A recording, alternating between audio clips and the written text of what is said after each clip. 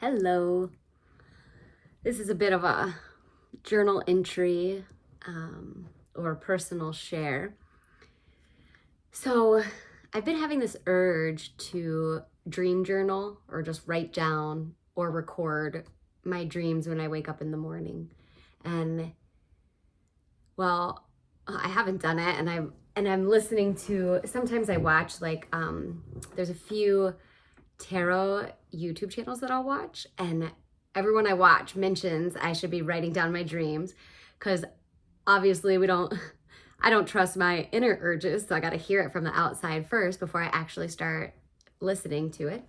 And so the past week or several nights, I have been dreaming a very similar dream, a very reoccurring dream, which is I'm dating someone in the dream, and my boyfriend, I look at him and I observe him with other people, and he seems like an imposter. So I'm seeing him hanging out with these people, and he's trying to fit in. He's trying to be like them. And it's quite obvious that he's like a fish out of water, and he's trying to be an imposter. He's a bit of a poser. He's, not fully in sync, and there's something off. And so I keep having this dream night after night, but it's a different person I'm dating, different scenarios, but every time I'm witnessing my boyfriend being a bit of an imposter around the people that he's with. And it makes me feel so disappointed and sad. And I wake up and I remember the dream, and I'm like, what the heck?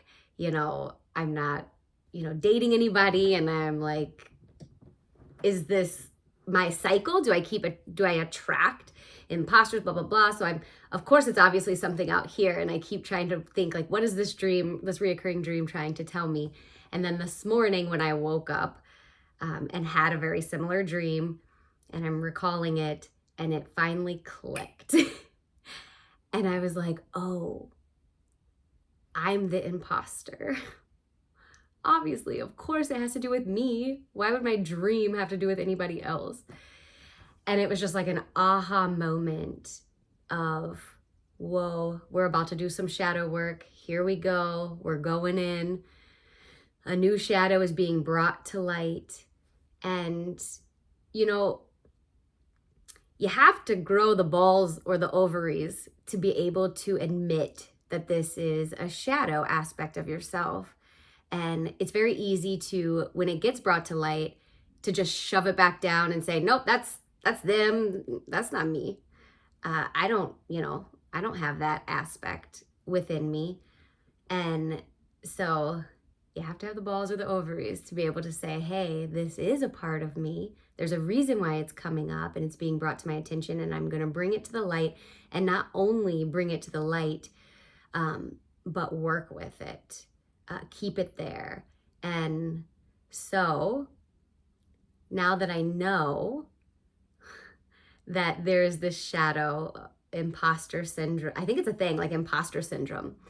And now that I know this, what do I do with it? What do I do with this shadow that now is being brought to the light of my awareness? And so I begin to recount my life and when I've felt like this and how it is, because when things are shadows, they unconsciously dictate our actions. That's why it's a shadow. It's like it's in your subconscious. You don't know it's there, but it's influencing your actions and your choices, and you're unaware of it. So I start to recount this morning as I'm laying in bed, where has this influenced me? And it's so obvious that when I go to spiritual workshops and guided meditations and sound bath healings, I have met some incredible people along my journey on these meetups that I go to. But I notice that when I go to these meetups, I get there, I cordially, say pleasantries but then I get in my zone. Same with like when I go to a yoga class. And as soon as it's over, I maybe say some pleasantries, but I'm out of there. I have been avoiding making true connections. I've been avoiding truly, trying to cultivate a connection or openly, really be with somebody and maybe exchange phone numbers and want to hang out or build a relationship. I've been avoiding building relationships because I have the perception that I'm an imposter. And this is just my perception that has been in the shadows that I've yet to really bring to the light until my dreams have helped me do this, which is beautiful, by the way, that your dreams can really help you shed light on your subconscious. And that really shows me that there's way more to this, and that we have a spiritual team, and that we have like a higher self that's really helping us and guiding us and, showing us the way. That to me is a little bit of proof. And I love that. So seeing, where it has been dictating my actions and my life, and it's really, sad, and it, is eye-opening, and it breaks your heart. It breaks my heart seeing this and all the lost opportunities and all the, things. And then the fact that I have this imposter syndrome, and where does it come from, and why is it there? And so now what do I do with that? So you discover this stuff. And now today, so I went to yoga, and so all day, this is what I've been doing. I've been choosing to embrace and step into the imposter. I don't know if this is right. I don't know if this is what I should be doing or not. Guys, I'm just my own experiment. But so I'm like walking, and I'm like, I'm an imposter. I am an imposter. I'm a poser. I'm trying to fit in where I don't belong. I'm not, I'm an imposter. And I'm just like feeling that. I'm not really saying it, but I'm feeling I'm an imposter, and I'm bringing it to the light. It's no longer a shadow. It's there, and I'm embodying it, and I'm embodying it. And while embodying it, I'm embracing it, and I'm finding love for the imposter. And I'm saying I'm an imposter, and I'm smiling at it, and I'm laughing, and I'm like, yeah, I'm an imposter. So what? I'm an imposter. Okay. Like, what exactly is that? Okay, I'm an imposter. I don't fit in. I don't feel as though I fit in. I don't feel as though I'm a yogi, but I'm surrounded by these yogis. I don't feel as though I'm spiritual and can connect to, spirits and my higher self, and yet I'm around these people who can. Or I love nature, but yet don't feel like I'm fully connected to it. So I'm an imposter. And so I'm embracing it, and I'm loving it instead of rejecting it and pushing it away and looking at it as if it's a bad thing, an unwanted thing. I don't want you to be here. I'm doing the complete opposite of what our instinct is to do. So I'm hugging it, loving it, stepping into it.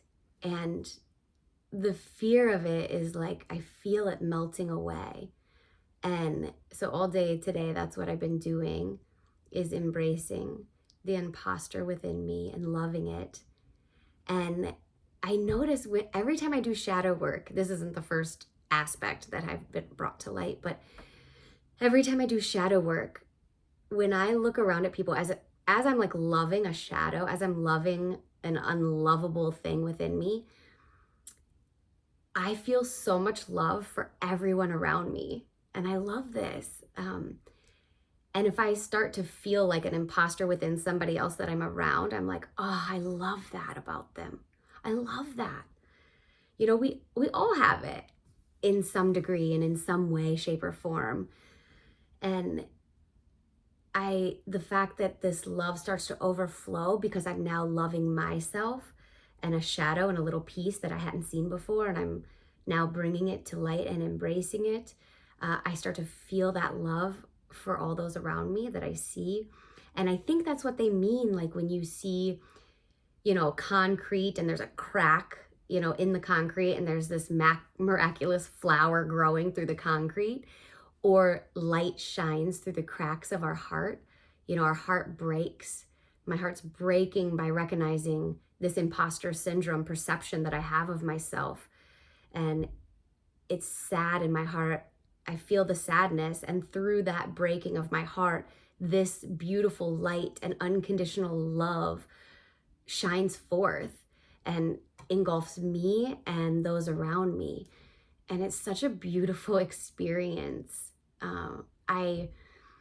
When I finally came out of the box of Christianity and religion and stepped into spirituality, I thought it was going to be so beautiful and so very zen and peaceful. And I'm discovering it's quite messy. It's quite messy and it's quite emotional. Lots of emotions.